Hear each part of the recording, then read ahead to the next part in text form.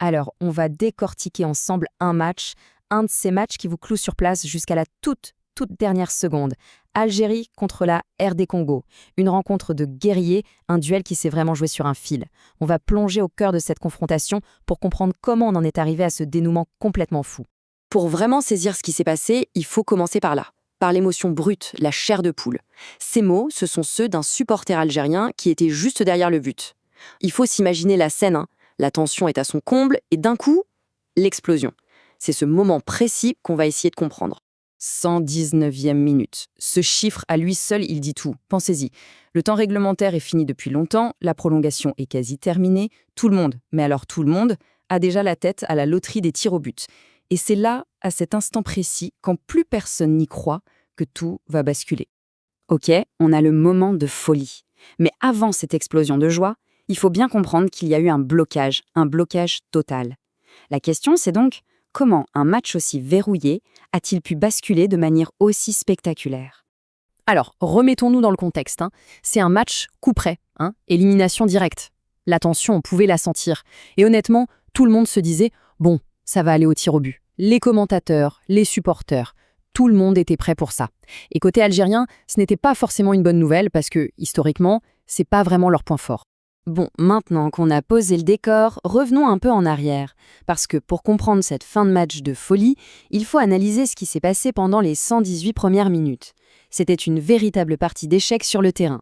Tactiquement, on avait deux styles complètement opposés. D'un côté, l'Algérie qui avait le ballon, qui le faisait tourner, mais qui se heurtait sans cesse à un mur. Et de l'autre, cette équipe de la RD Congo.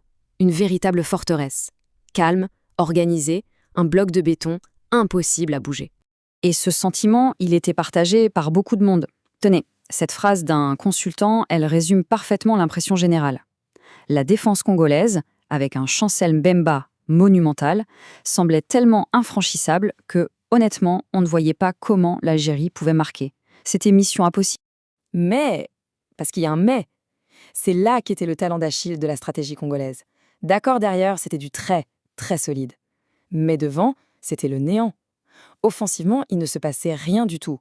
D'ailleurs, il y a une stat qui fait mal. Un seul petit but marqué par leurs avant-centres sur les 2 dernières CAN. Ça vous plante le décor.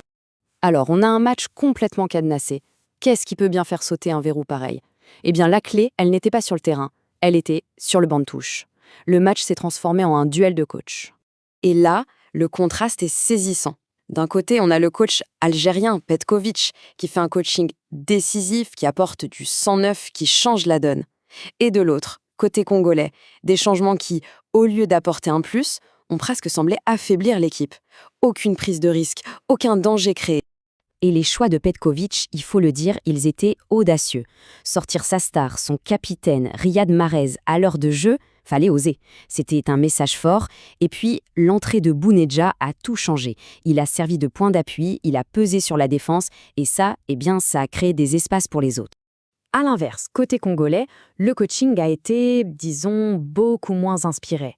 Les analystes ont parlé de changements mécaniques. Sortir 2 piliers du milieu d'un seul coup, ça a complètement cassé l'équilibre de l'équipe. C'était comme si c'était prévu à l'avance, sans s'adapter au match. Résultat, les entrants ont été transparents, défendeurs. Voilà, le coaching a préparé le terrain. Mais il fallait encore quelqu'un pour allumer la mèche. Et c'est là qu'entre en scène le héros de l'histoire. Celui qui va transformer un bon coup tactique en un moment de légende. Et ce héros, c'est lui, Adel Boulbina, 22 ans. Un nom que, soyons honnêtes, peu de gens connaissaient avant ce match. Et pourtant, c'est lui qui va devenir l'homme de la soirée, l'homme qui va marquer les esprits. Mais regardez-moi cette histoire, c'est un scénario de film. Ce jeune, il a joué 13 petites minutes dans tout le tournoi avant ça. 13 minutes. Petković le lance dans l'arène à la 113e, quand la pression est à son maximum. Et là, 6 minutes plus tard, pour sa 2e sélection seulement, il marque le but.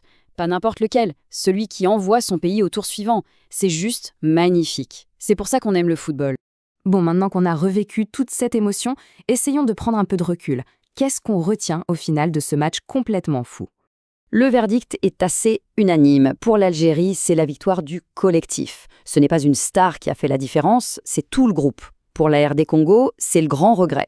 Une défense de fer, mais une attaque en panne sèche. Et au final, ce qui a vraiment fait pencher la balance dans un match aussi long, c'est la qualité et la profondeur du banc algérien. Et il y a quelque chose de fascinant qui ressort des analyses. Cette victoire, elle fait écho à un souvenir puissant, celui de l'épopée de 2019, quand l'Algérie a été championne d'Afrique. Une équipe que personne n'attendait, avec une défense en béton et un collectif hyper soudé. On retrouve un peu les mêmes ingrédients. Le parallèle est assez bluffant. Du coup, la question que tout le monde se pose maintenant, elle est là. Est-ce que cette victoire, arrachée au mental, avec ce héros sorti de nulle part, est-ce que c'est le signe que l'Algérie de 2024 est en train de marcher dans les pas des champions de 2019 ? Est-ce qu'une nouvelle histoire est en train de s'écrire ? L'avenir nous le dira. En tout cas, ça promet pour la suite.